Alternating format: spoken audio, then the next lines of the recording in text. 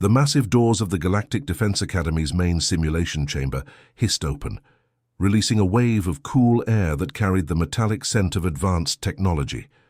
200 cadets from across the galaxy filed in, their various forms creating a living rainbow of alien biology. Some walked on 4 legs, others floated through the air, and a few slithered across the polished floor with serpentine grace. The chamber itself was a marvel of engineering, its walls lined with holographic projectors that could recreate any battlefield scenario imaginable. The floor beneath their feet was made of adaptive smart metal that could shift and reshape to match terrain from any world in known space. High above, the domed ceiling displayed a perfect replica of the star-filled void, complete with distant galaxies twinkling like scattered diamonds. Commander Vextar stood at the center of the chamber, his crystalline body catching and reflecting the ambient light in prismatic patterns. The Altarian species had evolved on a world of living crystal formations, and their bodies naturally grew geometric patterns that helped them process complex mathematical calculations. His current form showed stress fractures along his shoulders, a clear sign of anxiety among his people. "Today marks your final examination," Commander Vextar announced, his voice resonating through the chamber's acoustics. "For the past 3 years, you have studied alongside beings from 200 different worlds.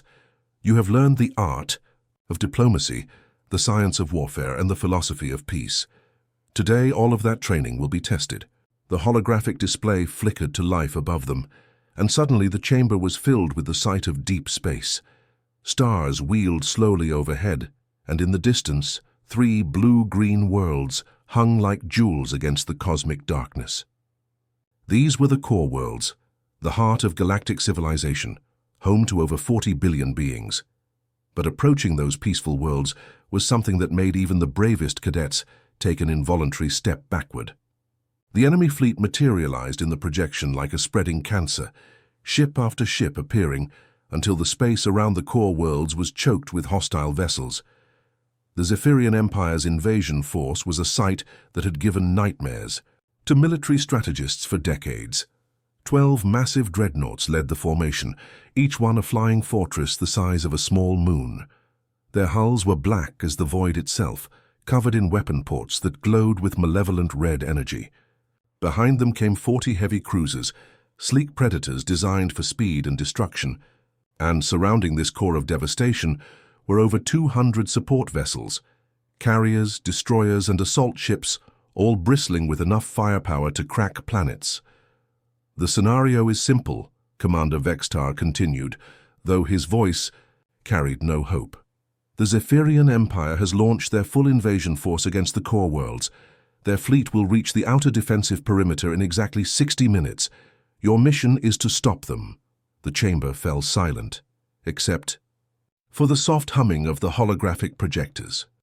Several alien cadets shifted nervously, their various breathing apparatus working overtime as stress responses kicked in across a dozen different species. Then the reactions began, and they followed patterns as old as civilization itself. The Etherian cadets, tall beings who looked like living starlight wrapped in flowing robes, immediately began to rise from the floor. Their species had transcended physical warfare millennia ago, preferring to resolve conflicts through meditation and spiritual communion. They formed a perfect circle in the air, their forms glowing brighter as they reached out with their collective consciousness, seeking guidance from ancestors who had faced similar challenges. Near the chamber's eastern wall, the Gorvac representatives had already activated their quantum calculation tablets. The insectoid beings clicked and chittered among themselves as streams of probability matrices flowed across their devices. Their compound eyes processed thousands of variables simultaneously, seeking the mathematical solution to an impossible problem.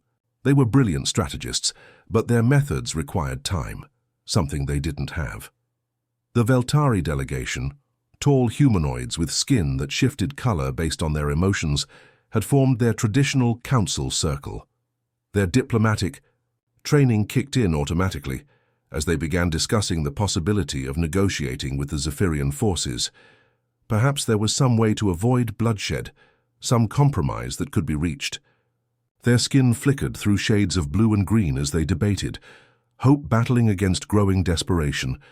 Other species followed their own ingrained patterns. The Cretan scouts were already analyzing escape routes, their survival instincts, overwhelming any thought of direct confrontation. The modern engineers were calculating the defensive capabilities of the core world's orbital platforms, trying to determine if existing fortifications could hold long enough for reinforcements to arrive. But in the back corner of the chamber, 5 figures stood apart from the chaos of species-specific responses. The human cadets had positioned themselves with clear sightlines to both the holographic display and the chamber exits, a tactical awareness that was unconscious but unmistakably predatory. Hansol was the first to move, his dark eyes scanning the enemy formation with the focus of a hunter sizing up prey. At 22 standard years old, he carried himself with the quiet confidence of someone who had grown up on humanity's frontier worlds, where quick thinking and quicker reflexes meant the difference between life and death. "Jinwoo," he said, quietly, his voice cutting through the nervous chatter filling the chamber. "What's the composition of their command structure?" Jinwoo didn't even look up from his tablet, his fingers moving across the interface with practiced efficiency. At 21, he was the squad's technical specialist, but his knowledge went far beyond normal military protocols. He had studied every major conflict in galactic history, analyzing victories and defeats with the cold objectivity that made other species uncomfortable around humans. 3-tier hierarchy, he replied without hesitation. Standard Zephyrian formation means the flagship controls the dreadnoughts. Dreadnoughts control the cruisers. Cruisers coordinate the support vessels. Take out the flagship, and you've got 11 separate fleets instead of one coordinated force. Minji stepped closer to the holographic display, her engineer's training allowing her to see details that others missed. At 23, she was the oldest member of their group, with experience in everything from spacecraft design to demolitions. Her home colony had been attacked by raiders when she was 16, and she had helped coordinate the defense that eventually drove them off. "They're coming in tight formation through the Kepler Nebula," she observed, a slight smile playing at the corners of her mouth. "Cocky. They're using the nebula's interference to mask their exact numbers, but it also means they can't spread out without losing communication." Taehyun, their squad leader, watched the tactical display with the calm attention of someone assessing a problem rather than facing an impossible challenge. At 24, he had already served in 3 peacekeeping operations before joining the academy. Unlike his alien classmates, he didn't see the enemy fleet as an unstoppable force. He saw it as a target that happened to be very large. "Subin," he asked their youngest member, "how much antimatter do we have access to in this simulation?" Subin looked up from her own tablet, and her grin was the kind of expression that had given humans their reputation as the galaxy's most dangerous species. At barely 18 standard years old, she was officially the squad's demolitions expert, though her understanding of destructive forces went well beyond what any military academy typically taught. She had grown up on a mining world where controlled explosions were a daily occurrence, and she had learned early that sometimes the best solution to a problem was to blow it up completely. "Enough to make this interesting," she replied, her eyes sparkling with anticipation. Around them, the other cadets continued their various approaches to the impossible scenario. Discussion groups formed and reformed as different species tried to combine their knowledge and abilities. The chamber filled with the sounds of a dozen different languages as desperate plans were proposed and discarded. But the 5 humans were already moving toward the chamber's exit, heading for the simulators, spacecraft hangar where their assigned vessels waited. Their stride was confident, purposeful, and carried an energy that was less concern and more excitement. Commander Vextar watched their departure with growing unease. In his 300 years of life, he had learned to recognize predators, not by their size or their weapons, but by the way they moved through the world. Predators didn't hesitate, they didn't form committees or seek spiritual guidance. They identified threats, calculated responses, and acted. And for the first time since the Galactic Defense Academy had opened its doors to beings from Earth, Commander Vexitar wondered if inviting Deathworlders to train alongside the galaxy's future peacekeepers had been a terrible mistake. The 60-minute countdown began to tick away, and somewhere in the depths of space, the largest invasion force in galactic history continued its relentless advance toward the core worlds. The countdown timer displayed 52 minutes in glowing red numbers that seemed to mock the alien cadets still trapped in their endless discussions. In the Academy's main chamber, representatives from dozens of peaceful species continued their third emergency council meeting, their voices rising in desperate debate about defensive formations and evacuation protocols. Meanwhile, 5 kilometers below in the Academy's launch bay, the thunderous roar of fusion engines shattered the artificial calm as 5 sleek fighters burst from their docking clamps like predators released from cages.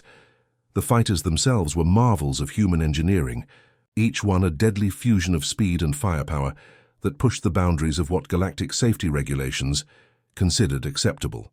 Unlike the elegant, curved designs favored by most species, human fighters were angular and aggressive, built like flying knives with engines attached. Their hulls were matte black, designed to absorb sensor sweeps rather than deflect them, and their weapon systems were arranged for maximum forward firepower, rather than balanced defense. "Control, this is Deathworld Squadron." Taehyun's voice crackled through the communication system as his fighter led the formation out of the Academy's protective atmosphere. His call sign had been meant as an insult by some of the more arrogant alien instructors, but the humans had adopted it with the kind of fierce pride that made other species deeply uncomfortable. The 5 fighters accelerated through space with a brutal efficiency that made the Academy's tracking systems work over time.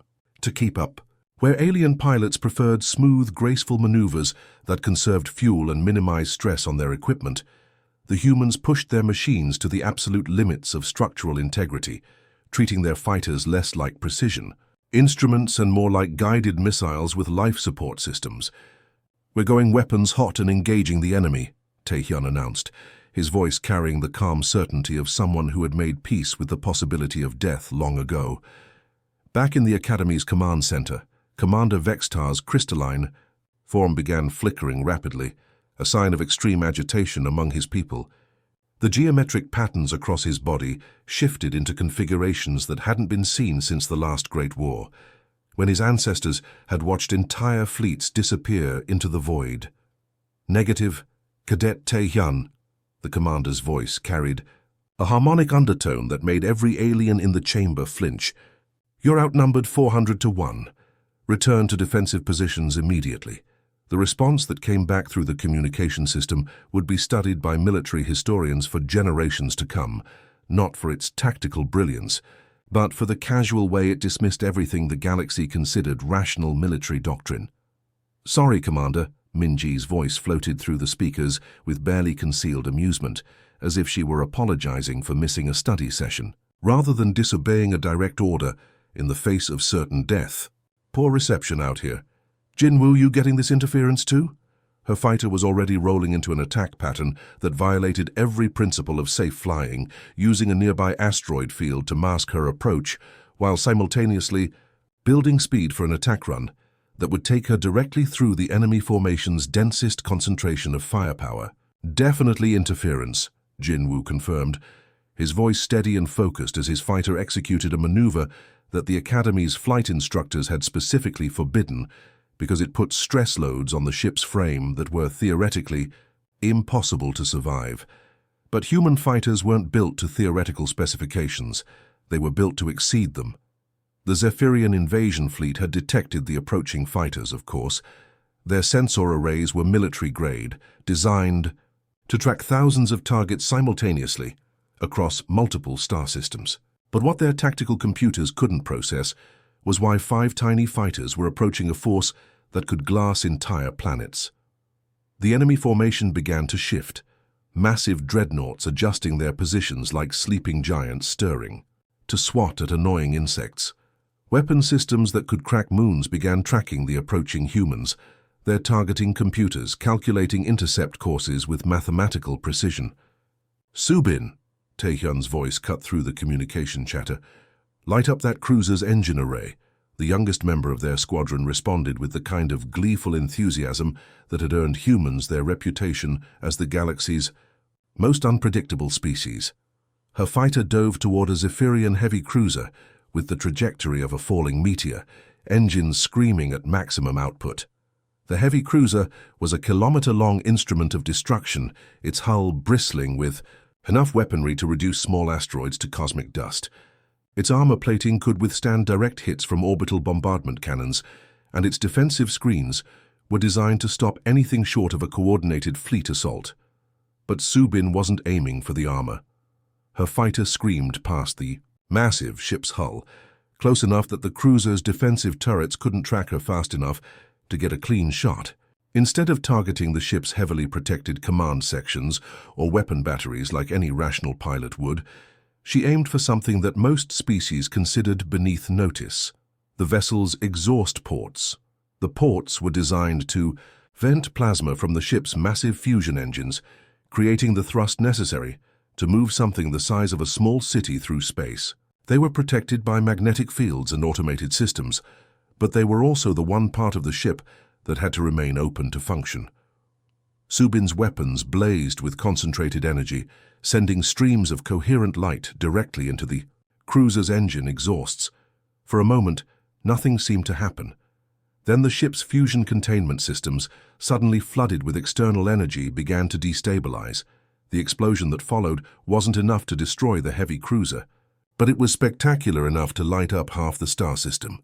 The ship's engines overloaded in sequence, sending the massive vessel into an uncontrolled spin that its stabilizing systems couldn't compensate for.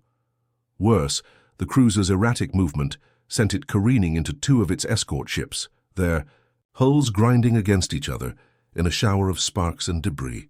"One down, 3 damaged," Subin reported cheerfully, her voice carrying the satisfaction of someone who had just solved a particularly challenging puzzle. "Han Sol, the dreadnought on the left has exposed sensor arrays." Han Sol's response was immediate and surgical. His fighter dove between the massive dreadnought's defensive turrets like a dart threading between the spokes of a wheel. His movement so precise that the ship's automated defense systems couldn't lock onto him long enough to fire. The dreadnought was a fortress in space, its hull so massive that it generated its own gravitational field. Its weapon systems could level continents, and its armor could withstand the combined firepower of entire battle fleets. But like all military vessels, it had vulnerabilities, systems that had to remain exposed to function properly. Han Sol's weapons found those vulnerabilities with the precision of a surgeon's scalpel. His shots weren't designed to penetrate the dreadnought's armor or destroy its weapons. Instead, they targeted the ship's sensor arrays, the delicate instruments that allowed the massive vessel to see and track targets across the vast distances of space. Blinded, the dreadnought began firing wildly at shadows and false contacts, its massive guns unleashing enough energy to vaporize small moons, but hitting nothing but empty space. Worse, its confused targeting systems began identifying other ships in the Zephyrian fleet as potential threats, forcing the entire formation to adjust their positions to avoid friendly fire. Back in the Academy's observation chamber, alien cadets, who had spent years studying the art of warfare, watched in stunned silence as 5 human fighters danced through the enemy formation like performers in some kind of deadly ballet. Every maneuver should have resulted in immediate destruction. Every attack run should have been suicide. But somehow the humans kept threading the needle between certain death and impossible victory. "They're actually damaging the fleet," whispered Cadet Morden, a peaceful Kelvari whose species had evolved on a world so gentle that their most dangerous predator was roughly equivalent to an earth butterfly. His voice carried the kind of awe usually reserved for natural disasters or divine intervention.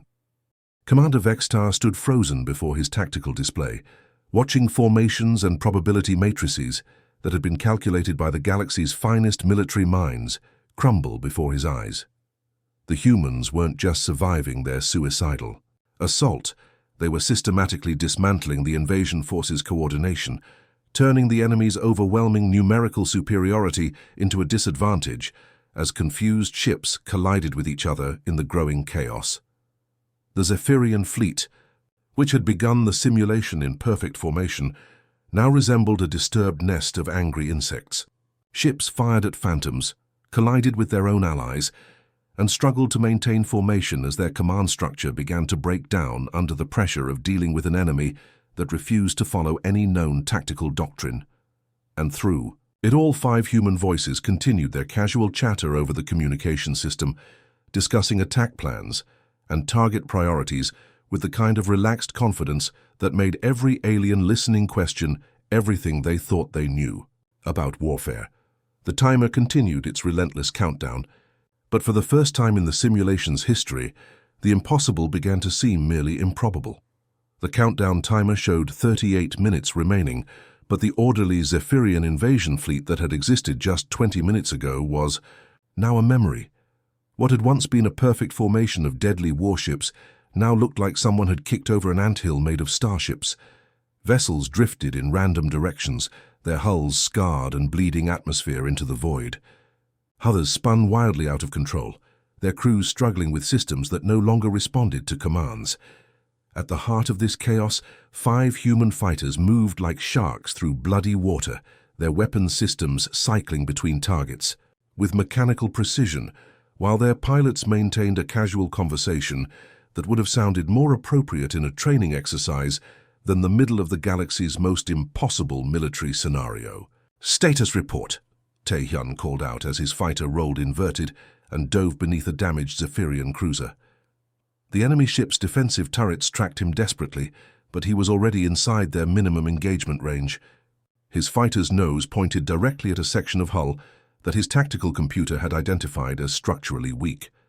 His entire missile payload launched simultaneously, 12 guided projectiles that streaked toward the cruiser's hull like a school of metal fish. The missiles punched through the armor plating and detonated inside the ship's superstructure, creating a chain reaction that tore the vessel apart from within. The explosion sent a cloud of debris expanding outward in all directions, a deadly constellation of twisted metal and frozen atmosphere. 3 more Zephyrian ships, caught in the debris field while trying to maneuver around their damaged squadmate, found their hulls punctured by high-velocity fragments. Their emergency systems screamed warnings as atmosphere vented through hundreds of tiny holes, forcing their crews to abandon their positions and retreat to sealed sections of their ships.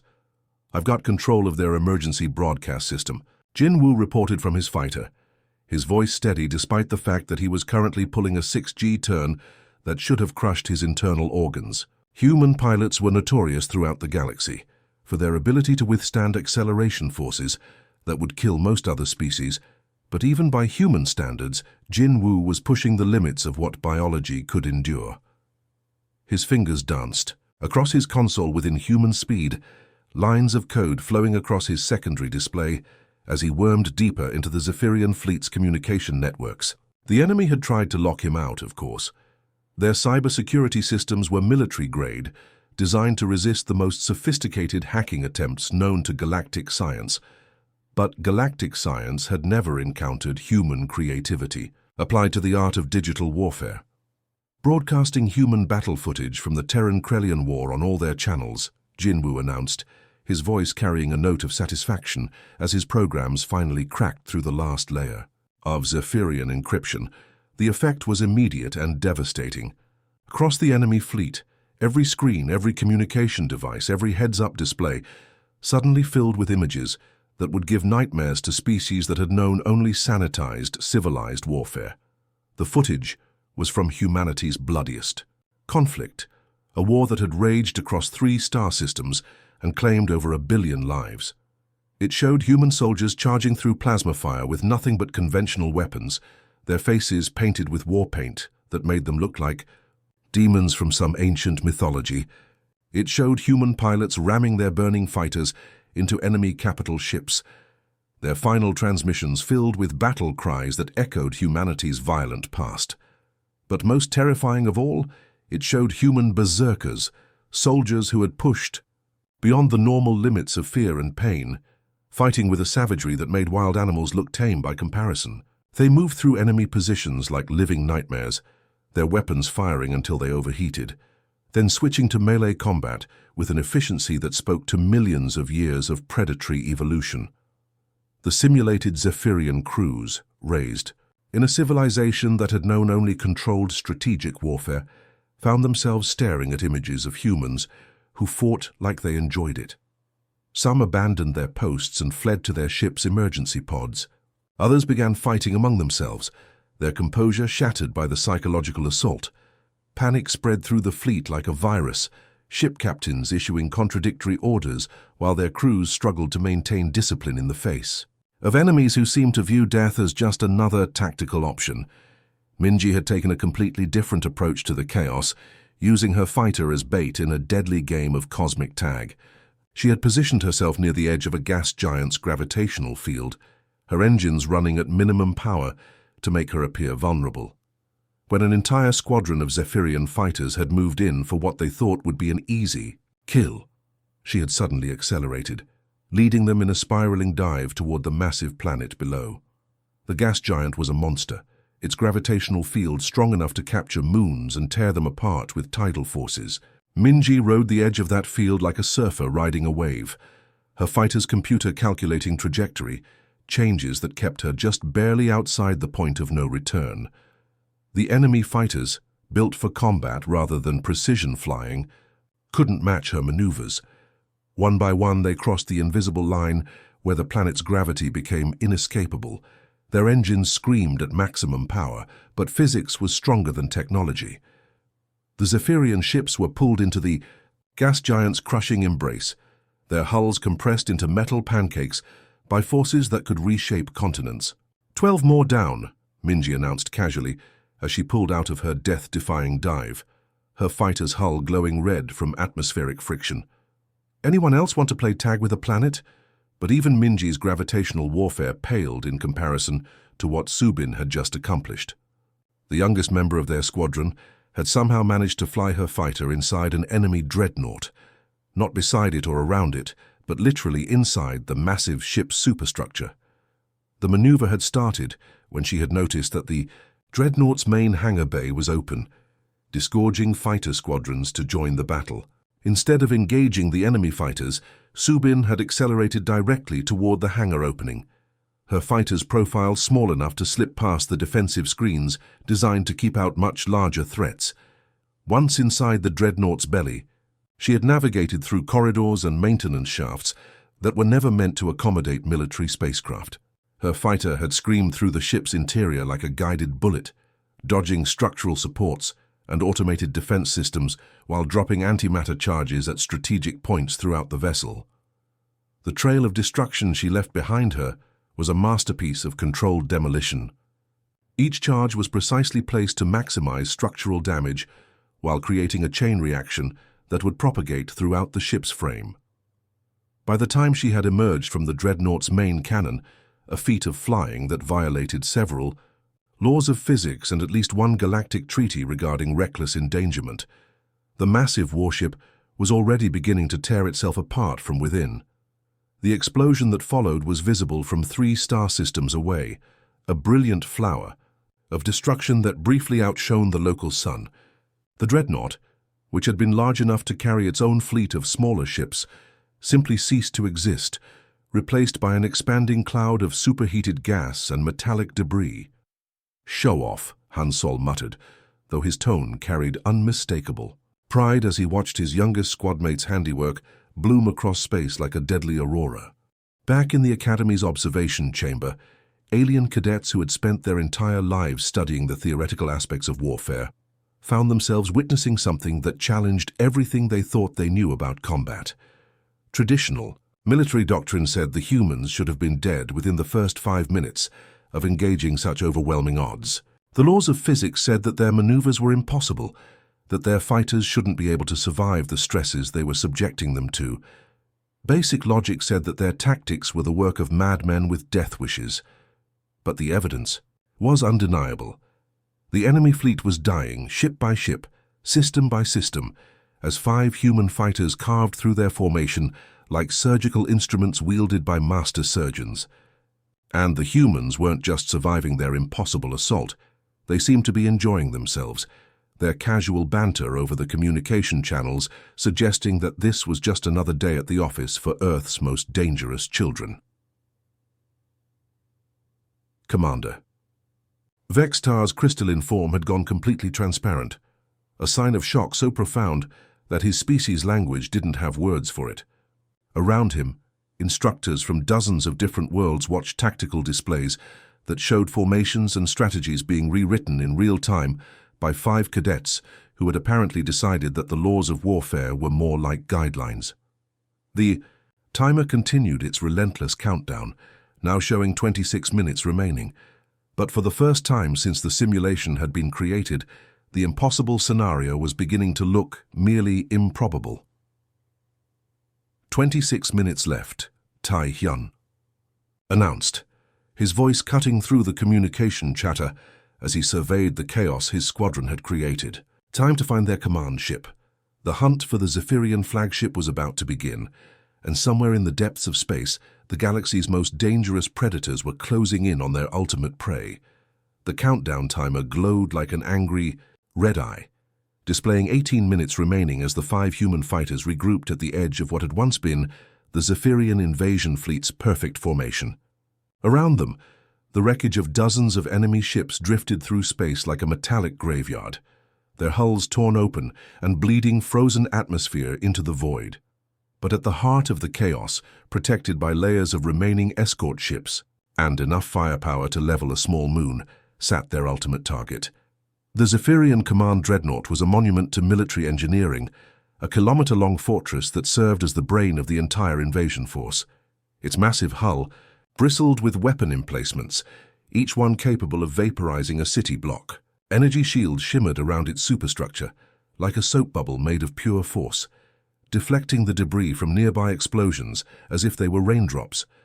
The command ship's defensive grid was a work of art in its own right, a network of sensors and targeting computers that could track and eliminate hundreds of threats simultaneously. Automated turrets tracked across its hull like the eyes of some mechanical god, their barrels glowing with barely contained energy. The ship's armor plating was thick enough to stop planetary bombardment cannons, forged from metals so dense that they had their own gravitational effects. "There," Minji said, her voice cutting through the communication chatter as she highlighted the massive vessel on her tactical display.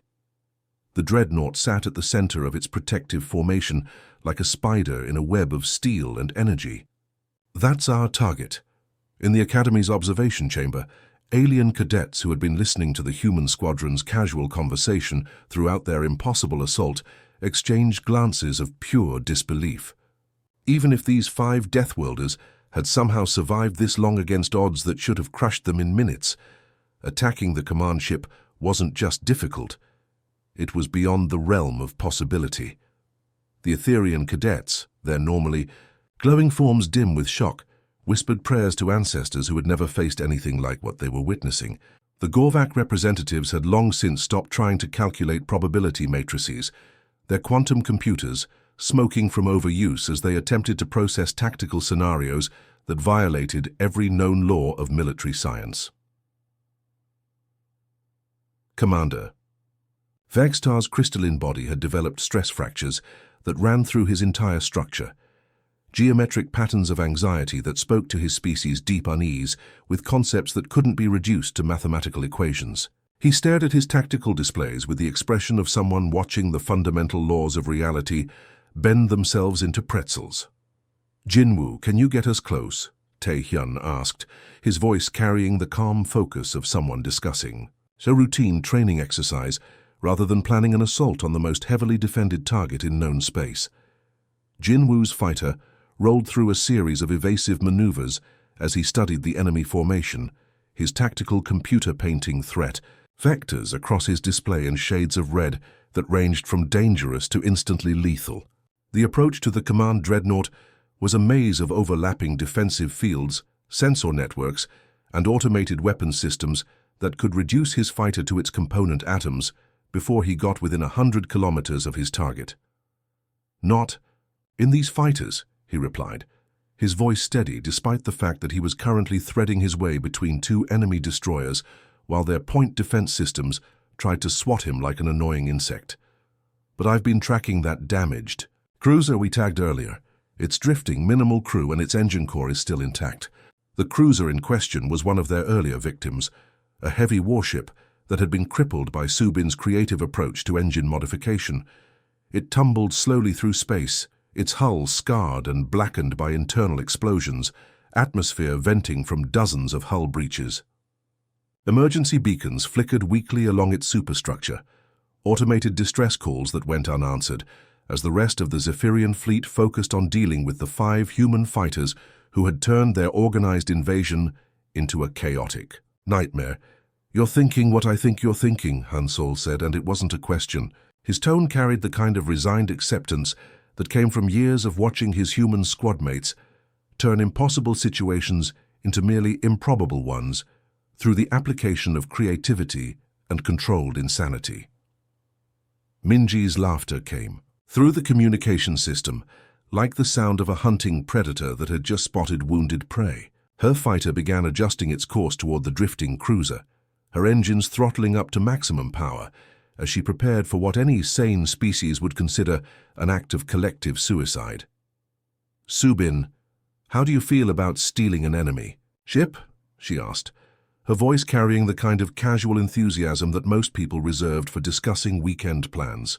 "I thought you'd never ask," the youngest human replied, her fighter already accelerating toward the damaged cruiser with the kind of reckless abandon that had made her instructors develop nervous habits and increase their medication dosages. "What?" Followed was something that no military academy in the galaxy had ever taught, because no other species possessed the combination of tactical insanity and technical skill necessary to even attempt it. The 5 human fighters converged on the drifting cruiser like wolves circling wounded prey, their approach vectors calculated to avoid the ship's still functional defensive systems while exploiting the gaps created by battle damage. The cruiser's docking bays had been sealed by emergency protocols, but emergency protocols were designed to keep things out, not to stop humans who had decided that rules were merely suggestions. Subin's fighter punched through a damaged section of hull with surgical precision, creating an improvised docking collar using nothing but controlled explosions and the kind of spatial awareness that came from growing up in environments where a single mistake meant death. One by one, the human fighters disappeared into the cruiser's damaged superstructure, their pilots abandoning their familiar cockpits for the alien corridors of an enemy warship.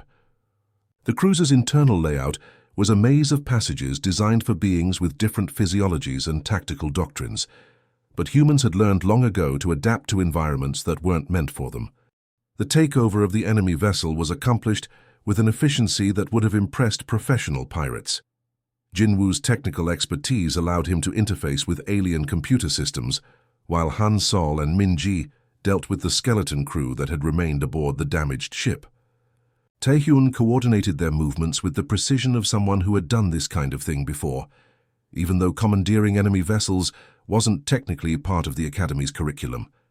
Subin, meanwhile, made herself at home in the cruiser's engineering section, her knowledge of explosive systems translating surprisingly well to alien fusion reactors and propulsion systems. Within 4 minutes, a time frame that would later be studied by military historians as either the fastest hostile takeover in galactic history or the most elaborate form of suicide ever attempted, the humans had seized control of a kilometer-long warship with enough firepower to level continents. "Control, this is Deathworld Squadron." Taehyun's voice came through the communication system, now broadcasting from the captured cruiser's bridge. The background noise had changed from the familiar hum of fighter engines to the deeper, more ominous sounds of a military vessel designed for extended combat operations. "We're commandeering enemy vessel designation Heavy 7 for a strategic maneuver." Commander Vexitar's crystalline form had gone completely transparent, a sign of shock so profound that his species had only 3 recorded instances of it in their entire history. Around him, alien instructors from dozens of different worlds stood in stunned silence, their various forms of communication reduced to the kind of primitive sounds that their ancestors had made when confronted with natural disasters. "Cadet Taehyun," the commander managed to say, his voice carrying harmonics of disbelief that made several nearby aliens physically uncomfortable, "what are you planning?" The answer that came back through the communication system would be quoted, "In military academies across the galaxy, for generations to come, not because of its tactical brilliance, but because of the casual way it dismissed the fundamental assumptions that every civilized species held about the nature of warfare.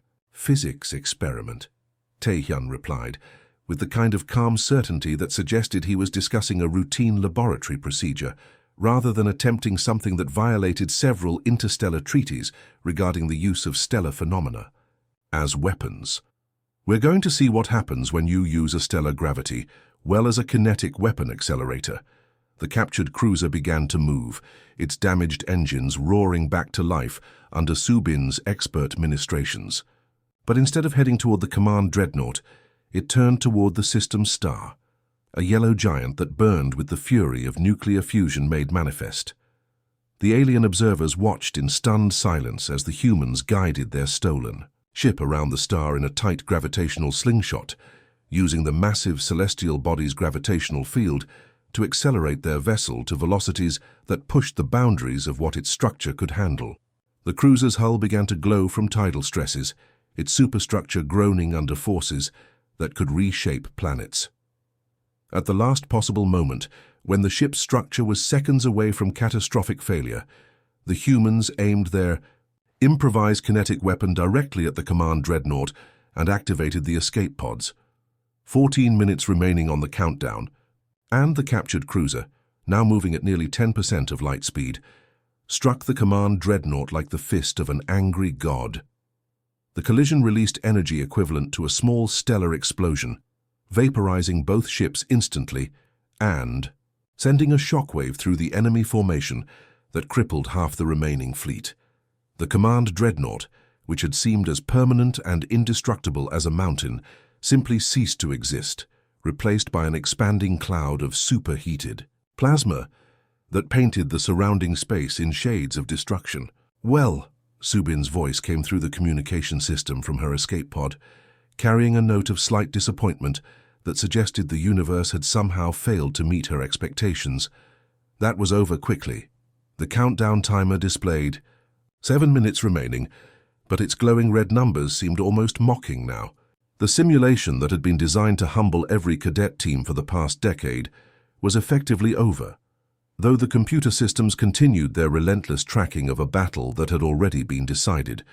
Where once a mighty Zephyrian invasion fleet had dominated the star system with over 200 vessels arranged in perfect military formation, now only scattered survivors remained. Enemy ships limped through space in random directions, their hulls scarred and bleeding atmosphere, their crews either dead, unconscious, or too traumatized to function. The few vessels still capable of movement did so without any coordination or purpose, like animals fleeing a forest fire with no thought beyond escape. The command structure that had once controlled this vast armada with mathematical precision had been obliterated in a single spectacular explosion. Without their flagship to coordinate movements and issue orders, the remaining Zephyrian ships had devolved from a coordinated military force into individual vessels focused only on survival. Some fired randomly at shadows, their sensor systems damaged and their crews seeing threats that didn't exist. Others had simply shut down all systems except life support, their captains hoping that by playing dead, they might avoid the attention of the 5 human predators who had turned their unstoppable invasion into a cosmic disaster. In the Academy's recovery bay, the 5 human cadets stood in a loose circle while medical technicians checked them for injuries that would never come. Their escape pods had been retrieved from the debris field that had once been the Zephyrian Command Dreadnought. Each pod scorched but intact, their occupants showing no signs of the stress that should have accompanied such an impossible mission. Tae-hyun stretched his arms above his head with the casual motion of someone who had just finished a light workout, rather than orchestrating the most spectacular military victory in Academy history. Minji was already pulling up technical specifications on her tablet, apparently analyzing their performance for areas of improvement.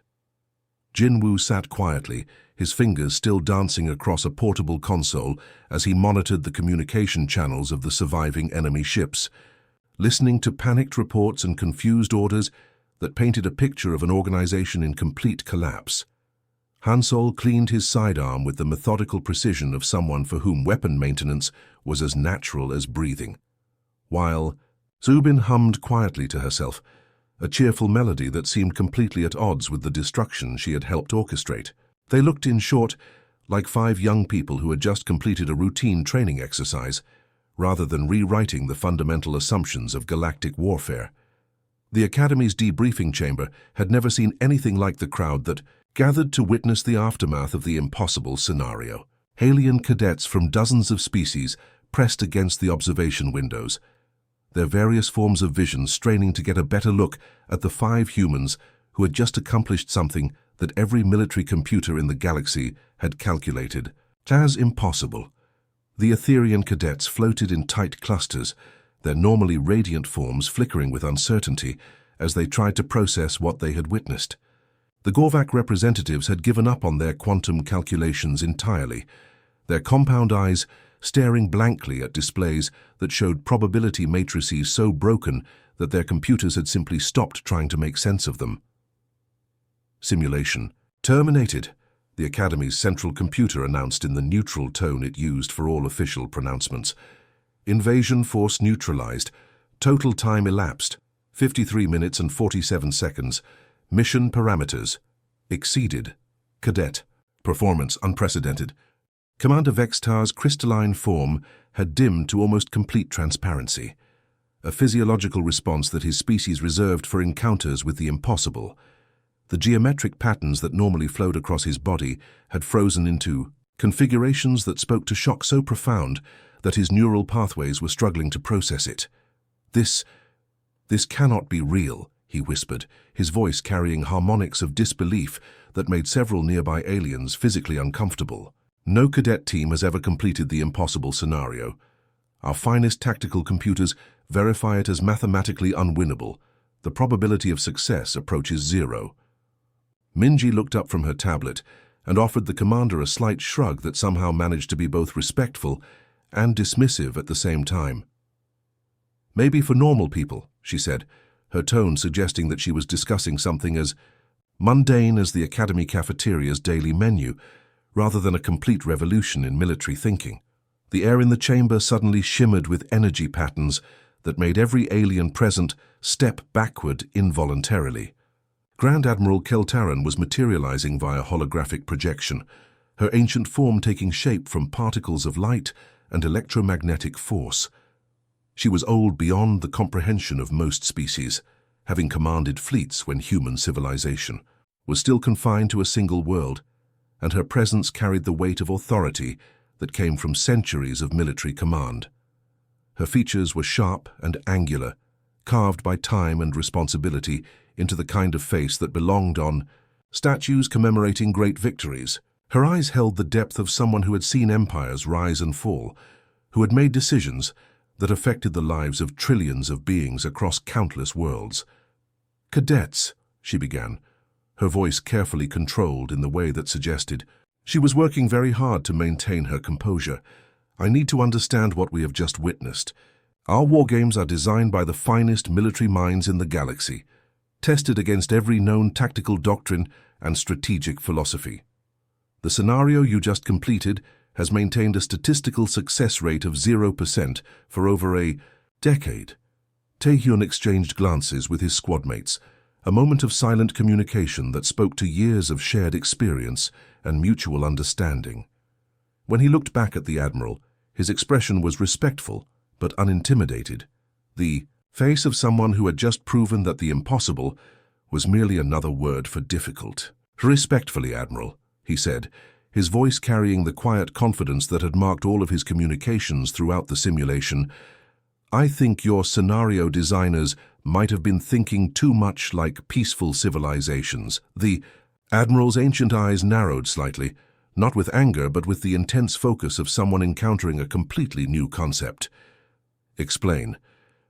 Jin Woo stepped forward, his technical expertise making him the natural choice to break down the tactical philosophy that had guided their approach. Every solution the simulation expected involved minimizing casualties and preserving resources. That's how advanced species approach warfare, as something to be avoided when possible, carefully managed when necessary, surgical in its application. That's not how humans think about it, Hansol added, his quiet voice cutting through the chamber's tension like a blade through silk. On Earth we learned warfare from fighting hurricanes, volcanic eruptions, ice ages, and each other.